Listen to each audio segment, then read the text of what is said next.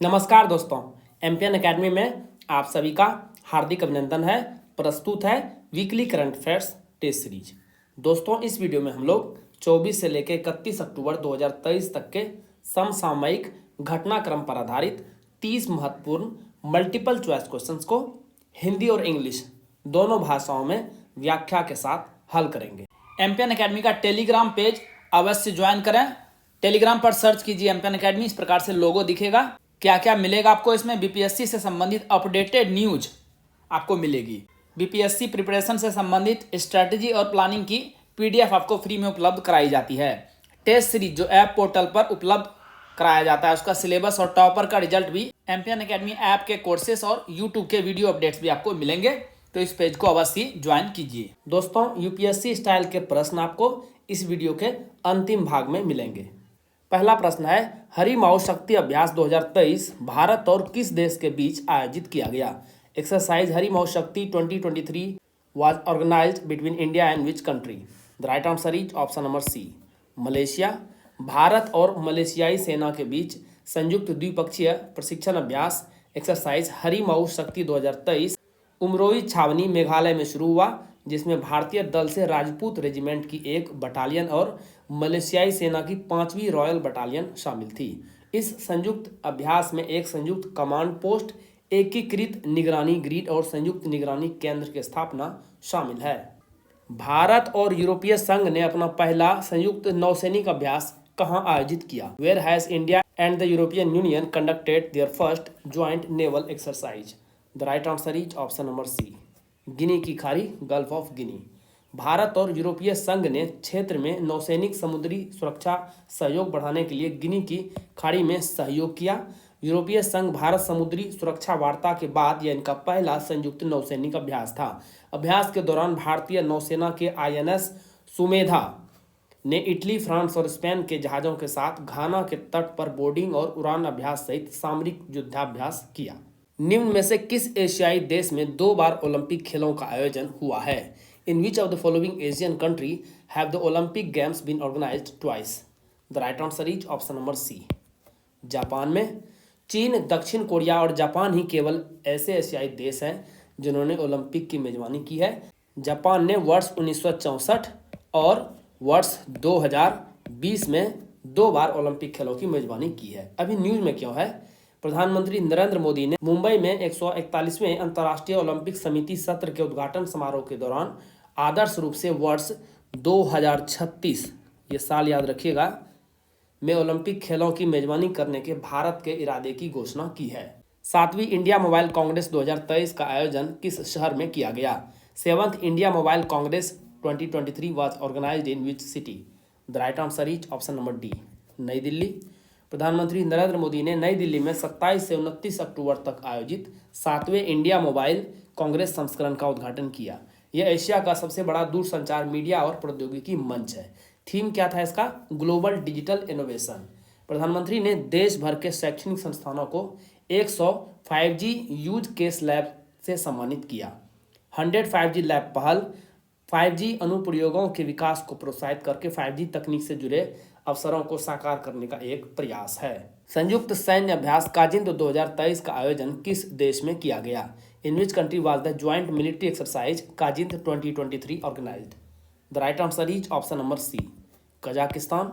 7वें संस्करण का आयोजन 30 अक्टूबर से 11 नवंबर तक ओटार कजाकिस्तान में किया गया।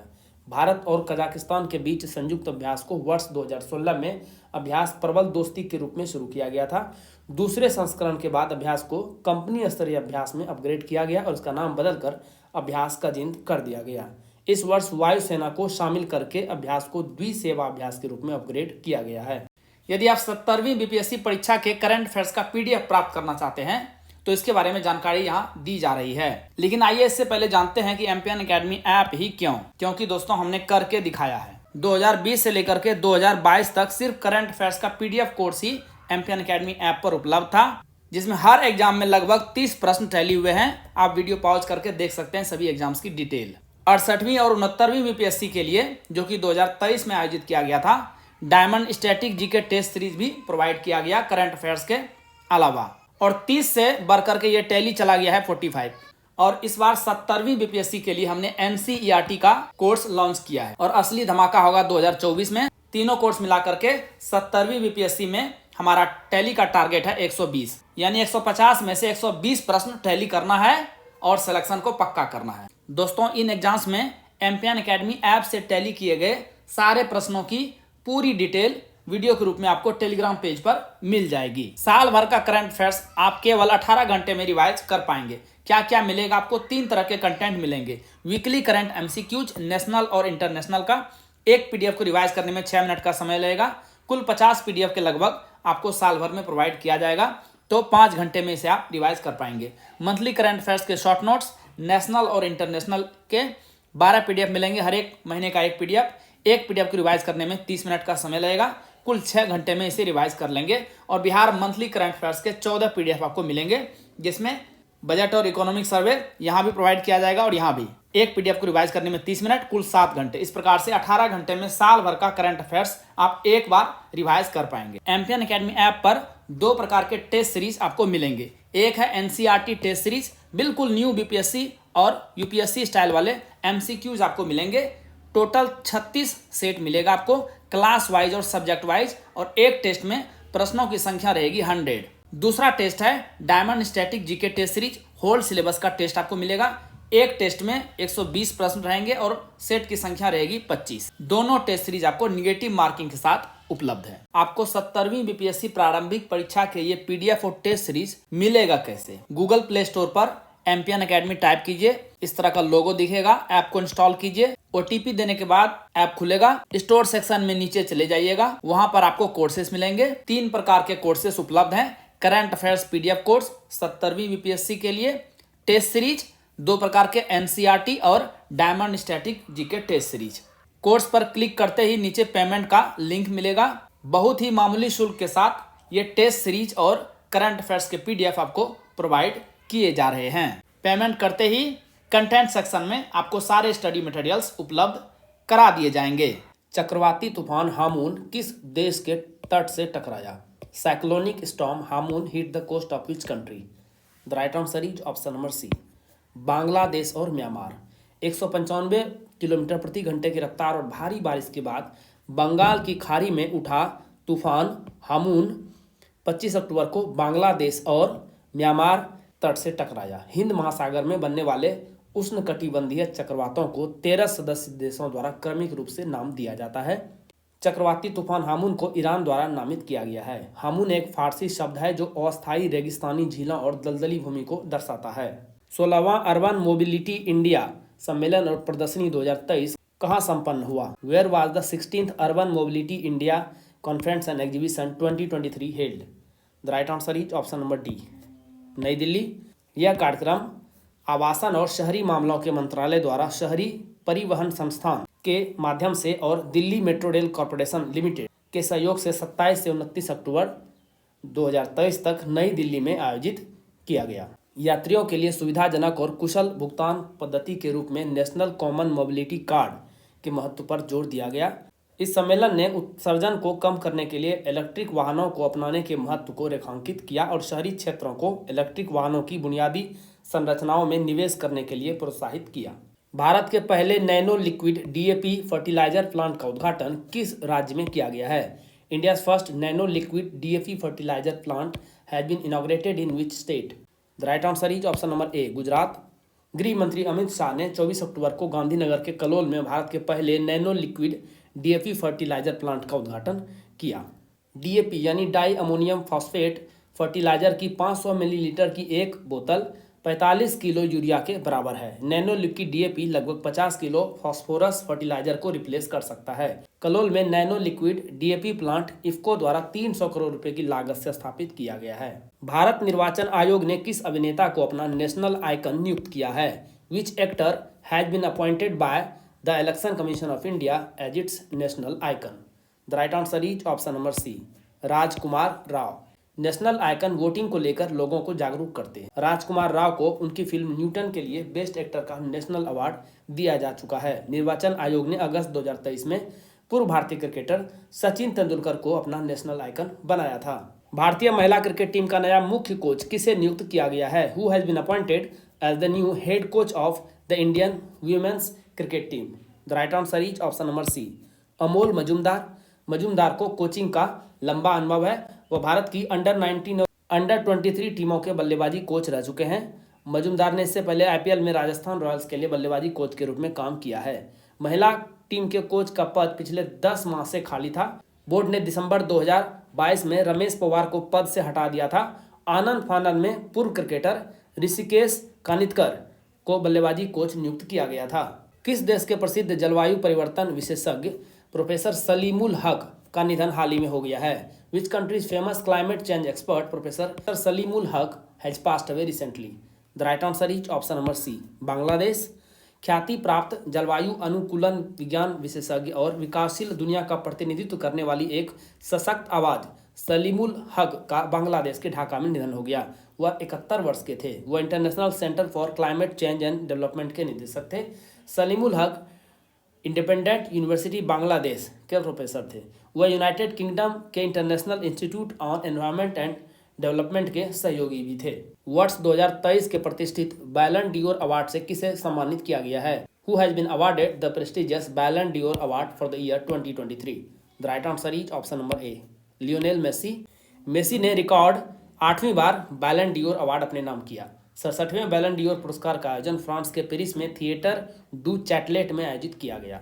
बैलन डियोर एक वार्षिक पुरस्कार है जो फ्रांसीसी पत्रिका फ्रांस फुटबॉल द्वारा प्रस्तुत किया जाता है। वर्ष 2023 के प्रतिष्ठित बैलन डियोर अवार्ड के तहत कोपा ट्रॉफी यानी सर्वश्रेष्ठ अंडर 21 खिलाड़ी का अवार्ड जूड बेलिंगहैम को दिया गया। महिला बैलन डियोर की ओर से एताना बोनमाटी को सम्मानित किया गया।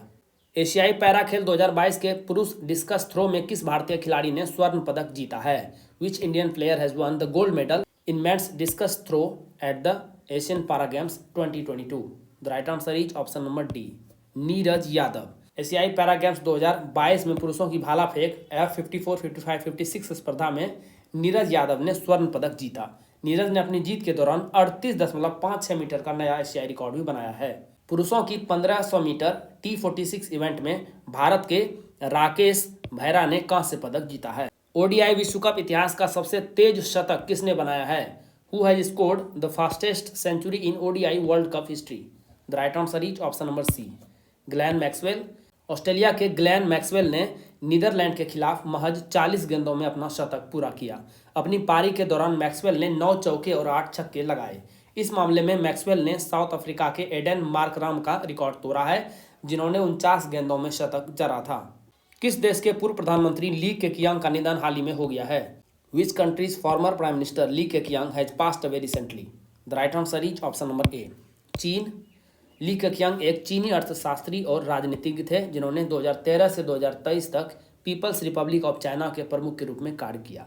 वह 2012 से 2022 तक चीनी कम्युनिस्ट पार्टी की पॉलिट ब्यूरो स्थायी समिति के दूसरे क्रम के सदस्य भी थे। जमरानी बांध परियोजना का संबंध किस नदी से है? Jamrani dam project is associated with which river? The right answer is option number ए, गोला नदी। इस बहुउद्देशीय बांध परियोजना का निर्माण उत्तराखंड के नैनीताल जिला में काठगोदाम से 10 किलोमीटर अपस्ट्रीम में गोला नदी, जो कि रामगंगा नदी की एक सहायक नदी है, पर किया जाना प्रस्तावित है। न्यूज में भी क्यों है? इस बांध परियोजना को केंद्रीय कैबिनेट ने अपनी मंजूरी प्रदान कर दी है। इस प्रोजेक्ट के निर्माण से हल्द्वानी व आसपास के क्षेत्र में पेयजल एवं सिंचाई की समस्या का समाधान होगा। किस देश के शाही परिवारों ने सुल्तान इब्राहिम सुल्तान इस्कंदर को अगला किंग चुना है? The royal families of which country have chosen Sultan Ibrahim Sultan Iskandar as the next king? The right answer is option number C, Malaysia. वो अगले साल 31 जनवरी को निवर्तमान राजा अल सुल्तान अब्दुल्ला से पदभार ग्रहण करेंगे। मलेशिया में एक अनूठी परंपरा है जिसमें उसके 9 शाही परिवारों के प्रमुख बारी बारी से 5 साल के कार्यकाल के लिए राजा बनते हैं। अमेरिकी सदन के नए अध्यक्ष के रूप में किसे चुना गया है? Who has been elected as the new speaker of the US house? The right answer is option number C, Mike Johnson. Louisiana के रिपब्लिकन कांग्रेसी माइक जॉनसन को प्रतिनिधि सभा के अध्यक्ष के रूप में चुना गया है। प्रतिनिधि सभा के अध्यक्ष का पद अमेरिकी राष्ट्रपति के बाद उत्तराधिकार की पंक्ति में तीसरे स्थान पर है। उनके पूर्ववर्ती केविन मैकार्थी को अमेरिकी इतिहास में पहली बार सीट से बाहर करने के 3 सप्ताह बाद जॉनसन को कटु विभाजित कांग्रेस में 209 के मुकाबले 220 वोटों से चुना गया। 435 सदस्यीय सदन में रिपब्लिकन के पास डेमोक्रेट की 212 सीटों के मुकाबले 221 सीटों के साथ मामूली बहुमत है। भारतीय नौसेना के 8 अफसरों को किस देश में फांसी की सजा सुनाई गई है? In which country have 8 officers of the Indian navy been sentenced to death? The right answer is option number A, Qatar. Qatar की राजधानी दोहा में भारतीय नौसेना के 8 पूर्व कर्मियों को मौत की सजा यानी डेथ पेनल्टी दी गई है। Court of first instance of Qatar ने यह फैसला दिया है, जो कि अल दहरा कंपनी के 8 अधिकारियों से जुड़ा हुआ है। भारत सरकार इस मामले में सारे कानूनी विकल्पों को खंगाल रही है। ये सभी 8 भारतीय नागरिक अल दहरा कंपनी के कर्मचारी हैं, जिन्हें पिछले साल जासूसी के कथित मामले में हिरासत में ले लिया गया था। राष्ट्रीय स्तर के सरस आजीविका मेला 2023 का आयोजन कहाँ किया गया? Where was the national level Saras livelihood fair 2023 organised? The right answer is option number B, Gurugram. Saras Aajeevika Mela ग्रामीण विकास मंत्रालय की दीनदयाल अंत्योदय योजना राष्ट्रीय ग्रामीण आजीविका मिशन की एक पहल है। इसका आयोजन गुरुग्राम हरियाणा सेक्टर 29 के लेजर वैली ग्राउंड में 26 अक्टूबर से 11 नवंबर के बीच किया गया। निम्नलिखित में से कौन सा देश वर्तमान में FATF की ग्रे सूची का हिस्सा है? Which of the following countries is part of FATF's grey list at present? The right answer is option number B, Bulgaria. Grey list में उन देशों को रखा जाता है जो एंटी मनी लॉन्ड्रिंग और आतंकवाद रोधी वित्त पोषण CFT जैसे मानकों को पूरा नहीं करते हैं। अभी न्यूज में क्या हुआ है? फाइनेंशियल एक्शन टास्क फोर्स यानी FATF ने 27 अक्टूबर को प्रकाशित एक समीक्षा में कई देशों को अपनी ग्रे लिस्ट से हटाने की घोषणा की है। इसमें कैमन द्वीप, पनामा, जॉर्डन और अल्बानिया शामिल है। बुल्गारिया को इस लिस्ट में शामिल किया गया है। निकारागुआ और पाकिस्तान दोनों अब ग्रे सूची में नहीं है। भारतीय स्टेट बैंक का आधिकारिक ब्रांड एम्बेसडर किसे नियुक्त किया गया है? Who has been appointed as the official brand ambassador of State Bank of India? The right answer is option number D, Mahendra Singh Dhoni. Public sector के सबसे बड़े बैंक SBI ने भारतीय क्रिकेट टीम के पूर्व कप्तान महेंद्र सिंह धोनी को एम्बेसडर बनाने का ऐलान किया है। SBI के ब्रांड एम्बेसडर के तौर पर MS धोनी मार्केटिंग और एड की भूमिका निभाएंगे। SBI की स्थापना 1 जुलाई 1955 को हुई थी। इसका मुख्यालय है मुंबई, महाराष्ट्र में। इसके अध्यक्ष अभी वर्तमान में कौन है? Please right in the comment section. जब तक किसी अन्य कानून को लागू नहीं किया जाता तब तक सर्वोच्च न्यायालय का आदेश सर्वोपरि होगा का संबंध भारतीय संविधान के किस अनुच्छेद से है? The order of supreme court shall be supreme unless any other law is enacted is stated in which article of the Indian constitution? The right answer is option number B, अनुच्छेद 142। अभी न्यूज में क्या है? एक ऐतिहासिक निर्णय में सर्वोच्च न्यायालय ने सार्वजनिक रोजगार के मामले में हुए 30 वर्ष पुराने अन्याय यानी इनजस्टिस में सुधार किया है। न्यायालय ने संविधान के अनुच्छेद 142 के तहत अपनी शक्तियों का उपयोग करते हुए संबंधित विभाग को एक व्यक्ति को 10 वर्ष के लिए परिवीक्षाधीन पद पर नियुक्त करने का आदेश दिया है। संविधान का अनुच्छेद 142 सर्वोच्च न्यायालय को उन स्थितियों में पूर्ण न्याय देने का विशिष्ट अधिकार प्रदान करता है जहां कानून या विधान कोई उपाय प्रदान नहीं कर सकते हैं। मशरूम की एक नई प्रजाति कैंडोलेमाइसेस एल्बोक्स्वामोसस की खोज किस राज्य में की गई है? In which state a new species of mushroom Candolleomyces albosquamosus been discovered? The right answer is option number B, Kerala. Kerala के पालेडो में शहद जैसी पीली टोपी वाला एक नाजुक छोटा दिखने वाला मशरूम पाया गया। जवाहरलाल नेहरू उष्णकटिबंधीय वनस्पति उद्यान और अनुसंधान संस्थान ने केरल में पश्चिमी घाट के भीतर पाए जाने वाली मशरूम की इस नई प्रजाति का खुलासा किया है। यह प्राकृतिक वन आवास के भीतर मृत यानी सूखी लकड़ियों और बांस के ढेरों पर पनपता है। आइए अब UPSC स्टाइल के प्रश्नों को हल करते हैं। मंगल ग्रह के संदर्भ में निम्नलिखित कथनों पर विचार कीजिए। सही उत्तर को चुनना है, एक एक करके सभी को देखते हैं। इसके 3 प्राकृतिक उपग्रह हैं। नहीं, इसके 2 ही प्राकृतिक उपग्रह यानी नेचुरल सैटेलाइट हैं, फोबोस और डीमोस। इसका व्यास लगभग 6791 किलोमीटर, ये सही है। यह हमारे सौर मंडल का दूसरा सबसे छोटा ग्रह है, ये भी सही है। तो सही उत्तर कौन सा हो गया? ऑप्शन नंबर बी, केवल 2 और 3। अभी न्यूज में क्यों है? हाल ही में वैज्ञानिकों ने मंगल ग्रह पर रिकॉर्ड किए गए सबसे बड़े भूकंपों के कारणों का खुलासा किया है। मार्स क्वेक या मार्सियन भूकंप मंगल ग्रह पर होने वाली एक भूकंपीय घटना है। वर्ष 2022 में मंगल पर 4.7 तीव्रता वाला एक भूकंप दर्ज किया गया था। इसके आने का पहला संदेह पिछले उल्कापिंड जनित भूकंपों से मिलते जुलते भूकंपीय संकेतों के कारण उल्कापिंड का प्रभाव था। राजनयिक संबंधों पर वियना कन्वेंशन के संबंध में निम्नलिखित कथनों पर विचार करें। सही उत्तर को चुनना है, सभी को देखते हैं। विश्व के 193 देशों ने इस कन्वेंशन का अनुमोदन किया है। सही है यह। इसे 24 अप्रैल 1964 को स्वीकृत किया गया था। नहीं, यह गलत है। इसे 14 अप्रैल 1961 को ऑस्ट्रिया के वियना में न्यू हॉफबर्ग में आयोजित राजनयिक समागम और प्रतिरक्षा पर संयुक्त राष्ट्र सम्मेलन द्वारा कन्वेंशन को स्वीकृत किया गया था। तीसरा है, भारत ने राजनयिक संबंध यानी वियना अभिसमय अधिनियम 1972 के माध्यम से इसकी पुष्टि की है। यह सही है। तो सही उत्तर चुनना था। सही जवाब होगा ऑप्शन नंबर सी, केवल 1 और 3। न्यूज में अभी क्यों है? क्योंकि भारत द्वारा राजनयिक प्रोटोकॉल के कथित उल्लंघन का मामला कनाडा द्वारा लगाया गया है। निम्नलिखित कथनों पर विचार कीजिए। सही उत्तर को चुनना है। चंद्रमा का निर्माण लगभग 4.46 अरब वर्ष पहले हुआ था। बिल्कुल सही है यह। यूजीन ए सेरनन चंद्रमा पर कदम रखने वाले अंतिम व्यक्ति हैं। नहीं, यह गलत है। हैरिसन स्मिथ चंद्रमा पर कदम रखने वाले 12वें तथा अंतिम व्यक्ति हैं। अगस्त 1971 में स्मिथ को अपोलो 17 मिशन के लिए लून मॉड्यूल पायलट के तौर पर चुना गया था। चंद्रमा पर यह आखिरी निर्धारित मानवयुक्त चंद्र मिशन था। इस अपोलो मिशन ने 301 घंटे और 51 मिनट की यात्रा की, जो एक रिकॉर्ड है। तीसरा है, जिरकॉन पृथ्वी पर मौजूद सबसे पुराना खनिज है। यह बिल्कुल सही है। तो सही जवाब होगा ऑप्शन नंबर बी, केवल 1 और 3।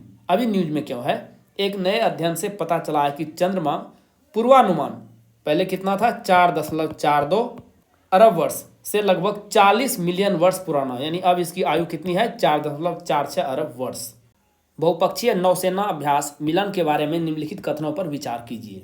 इसकी शुरुआत 1998 में अंडमान और निकोबार कमान में की गई थी। नहीं, यह गलत है। मिलन एक द्विवार्षिक बहुपक्षीय नौसैनिक अभ्यास है जिसकी शुरुआत भारतीय नौसेना ने 1998 में नहीं बल्कि 1995 में अंडमान और निकोबार कमान में की थी। पहले संस्करण में केवल 4 देशों इंडोनेशिया, सिंगापुर, श्रीलंका और थाईलैंड की भागीदारी रही थी। यह बिल्कुल सही है। मिलन 2024 का आयोजन कोच्चि में किया जाएगा। यह गलत है। फरवरी 2024 में इसका आयोजन विशाखापट्टनम में होगा। तो गलत उत्तर चुनना था। गलत उत्तर है 1 और 3, यानी ऑप्शन नंबर 20 का सही जवाब है। G7 के बारे में निम्नलिखित कथनों पर विचार करें। इसका गठन 1975 में किया गया था। G7 के पास कोई औपचारिक चार्टर या सचिवालय नहीं है। यह भी सही है। G7 व्यापार मंत्रियों की बैठक हाल ही में हिरोशिमा में नहीं बल्कि ओसाका में आयोजित की गई थी। तो सही उत्तर चुनना था। सही जवाब होगा इसका ऑप्शन नंबर ए, केवल 1 और 2। अभी न्यूज में क्यों है? हाल ही में केंद्रीय वाणिज्य और उद्योग मंत्री पीयूष गोयल ने जापान की ओसाका में ग्रुप ऑफ 7 यानी G7 के व्यापार मंत्रियों के साथ बैठक में भाग लिया। भारत ने व्यापार और आर्थिक भागीदारी समझौते यानी टेपा की प्रगति पर चर्चा करने के लिए यूरोपीय मुक्त व्यापार संघ के सदस्य देशों स्विट्जरलैंड, नॉर्वे, आइसलैंड और लिechtenstein के मंत्रियों के साथ भी चर्चा की। दोस्तों, जैसा कि बताया गया है, इस वीडियो लेक्चर का PDF आपको हिंदी और इंग्लिश दोनों भाषाओं में फुल डिस्क्रिप्शन के साथ एम्पियन एकेडमी ऐप पर प्राप्त होगा। दोस्तों, इन PDF के सारे आप इस वीडियो लेक्चर को आसानी से 5 से 6 मिनट में रिवाइज कर पाएंगे, जिससे आपका बहुत सारा समय बचेगा, जिसे आप स्टैटिक पोर्शन पर खर्च कर सकते हैं और अपने टाइम को बेटर मैनेज कर सकते हैं। दोस्तों, एम्पियन एकेडमी का लिंक आपको इस वीडियो के डिस्क्रिप्शन बॉक्स और पिंड कमेंट सेक्शन में मिल जाएगा। चलिए अंतिम प्रश्न को हल करते हैं। तीस्ता नदी के संदर्भ में निम्नलिखित कथनों पर विचार कीजिए। सही उत्तर को चुनना है। पहला है, इसकी उत्पत्ति सिक्किम के चुंगथांग के पास हिमालय से होती है। बिल्कुल सही। यह ब्रह्मपुत्र की एक सहायक नदी है जो भारत और बांग्लादेश से होकर बहती है। यह भी सही है। रंगीत नदी की उत्पत्ति सिक्किम में होती है और यह तीस्ता नदी की एक सहायक नदी है। यह भी सही है। तो सही उत्तर चुनना था। ऑप्शन नंबर डी सही जवाब होगा। 1, 2 और 3 तीनों सही है। अभी न्यूज में क्यों है? हाल ही में सिक्किम में हिमनद झील के फटने से आई बाढ़, जिसको ग्लोव कहा जाता है, ने 1200 मेगावाट के तीस्ता 3 बांध को बहा दिया है। वर्ष 2014 में जब राष्ट्रीय जल विद्युत निगम कि 520 मेगावाट की तीस्ता 4 परियोजना को पर्यावरण मंजूरी के लिए चुनौती का सामना करना पड़ा, तो एनएचपीसी ने एनजीटी को दिए गए एक हलफनामे में कहा कि चुंगथांग यानी तीस्ता 3 के नीचे स्थित परियोजनाओं को ग्लोब से कोई खतरा नहीं है, लेकिन खतरा तो हो गया, बांध बह चुकी है। दोस्तों, इसी के साथ साप्ताहिक करंट अफेयर्स टेस्ट सीरीज के इस संस्करण को समाप्त करने की आपसे इजाजत चाहूंगा। वीडियो देखने के लिए बहुत बहुत धन्यवाद। Thank you very much. जल्द ही मिलते हैं अगले वीडियो में। All the best for your exam preparation.